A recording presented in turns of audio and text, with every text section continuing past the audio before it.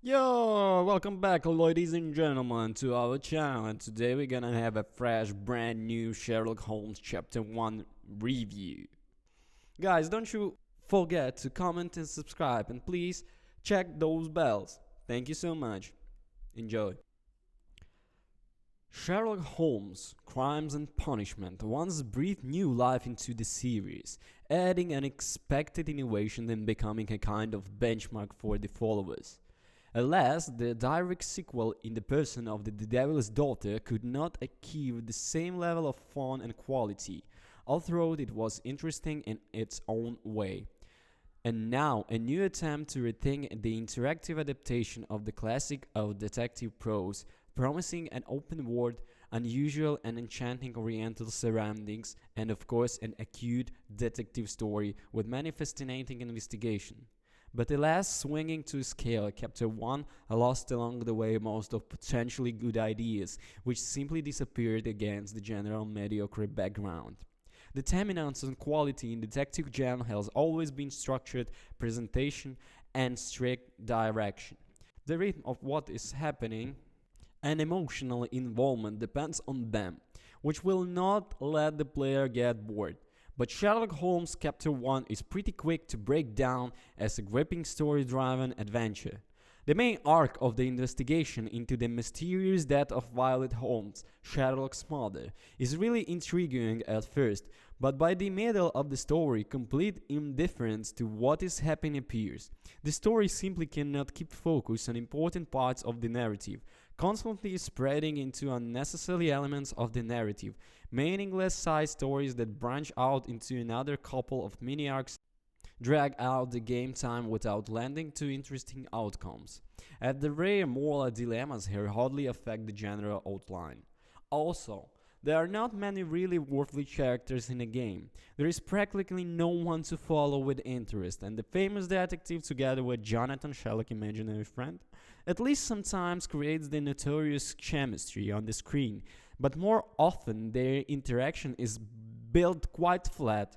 I can hardly remember the other characters. They turned out to be very stereotyped and faded.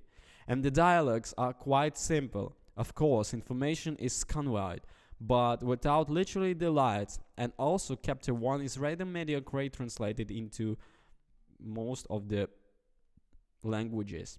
For example, the German and the Russian are pretty bad. But nonetheless, let's keep moving. In addition, it's very difficult to get imbued with a serious story with such level of production. Even during the simple dialogues, the camera and the characters behave chaotically and jump from position to position, which decisively knocks out the atmosphere of the work. In addition, many case scenes are edited in such a way that out of the context, what is happening could be mistaken for some kind of vaudeville. Well, and most importantly, the weakness and lack of focus of the plot are especially well emphasized by the game content. The open world is not suitable for every project, and even more so, such as an approach can greatly harm a work with an emphasis on a plot. The various side activities in a Chapter 1 side investigations, working for the police, buying furniture from an abandoned estate and clearing out local crime havens, and certainly essential elements of an open world game. But all this confidently knocks off the thread of the main investigation, minimizing an already weak interest in history. In adaptation, the secondary lessons were implemented rather ineptly. For example, local action segments are just disheartening. The great detective is locked up in an area with several waves of opponents. You can shoot everyone, but this is not our method. And besides, killing enemies here is terribly inconvenient. Instead of the classic shootout, the game offers to shoot at vulnerable parts of the opponents, or stun them with a smoke screen from a snuff box. You can also use the environment and a steam wall. After that, through clumsy manipulations, you have to send the enemy to a long knockout, and so until everyone falls before the genius of the search. In addition, one convention seemed to me very annoying. The head protection does not shoot back as long as the enemy has armor on his forearms. Not too elementary.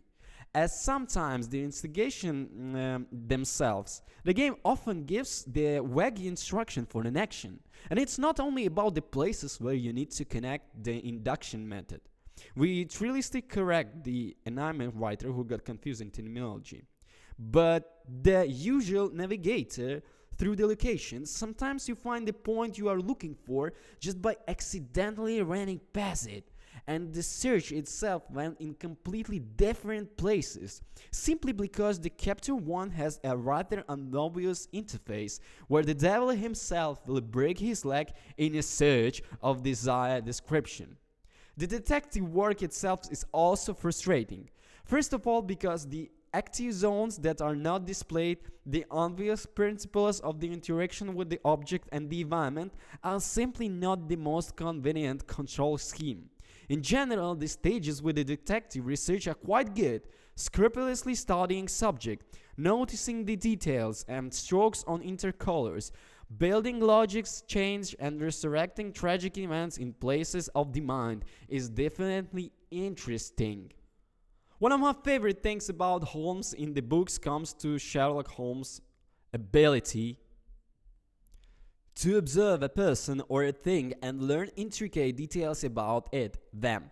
This is one of the core mechanics of investigation. I couldn't have been happier about it. When the prompt to examine a person or object appears, you enter what is called concentration. It can be used for a great many things in Sherlock Holmes Chapter 1, but the developers want to make it clear that this is not considered detective vision, where you turn it on and shows you everything you need to interact with.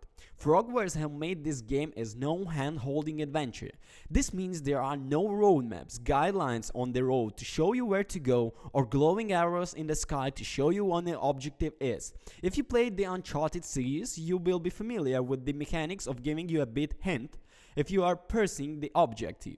There is no one of that. You are truly free to explore Cordona as you see fit. The controls are simply enough. I played on PC and a PS5, so the VSD keys are used to move homeless around and moves to change the camera angle.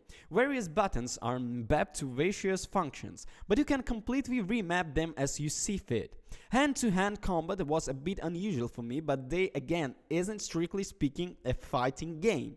When it comes to solving cases and gathering clues and evidences, you have a casebook in your menu, as well as the mind place, where the Holmes can piece together clues to form a conclusion or theories of the event in question.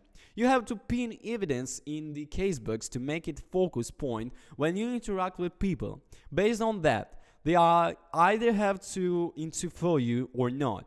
Or should I mention that people may not interact with if you aren't depressed appropriately? The game is set to be late 1800, so let's see in which mode present here. If you need to speak to upper class individual, then you have to make sure that Holmes looks the part. You may have many outfits at your disposal, you can purchase them even more as well. A little details like the frogwares has been paid special attention to keep things authentic, and the game is all better for it. In addition to solving cases, Sherlock has some rather fun interaction with John, and the dialogue between them is very well acted. In fact, pretty well all the dialogues is well acted and never feels repetitive or unnatural. When I say that, I generally mean when the Holmes is speaking to a person in the course of his investigation. When talking to someone to see if they know anything, the dialogue quickly becomes repetitive, as each class of citizen has a set number of lines. You hear them all pretty quickly if you talk to enough people. Acquiring cases is a fun adventure. Some come up naturally through the interaction of the person in town, and some come up when the Holmes is running around town and overhears something a citizen is saying. Holmes can stand and stop, even drop to try pick out the important pieces of into the case. Eavesdropping can also be used in the course of some investigation as well. Our first experience on this was in the first case at the hotel upon arriving in Cordona. I don't want to get into detail and spoilers, but that was outstanding. Well, about the map. Your map in the manual will quickly fill up with the points of interest in fast travel locations, clues, collectibles, etc. And your investigation will take you all across the Cordona's 5 districts. It won't be just the main case idea. There is a plethora of side quests to obtain and complete. From the first 2 cases of Sherlock Holmes Chapter 1, I already had 8 side quests by the end of the second case, and I was even looking for them. Sherlock Holmes Chapter 1 might be just my favorite game this year. It has charm, it has elegance, it has a beautiful environment. You can tell Progress developed this game with the most amount of respect for Doyle's original character. Being able to see younger and less sure of himself, Holmes gives me greater appreciation for the character. His mistakes and native helps him become the Holmes we've seen in the movies for so long. Thank you for watching. Don't forget to comment and subscribe, and peace.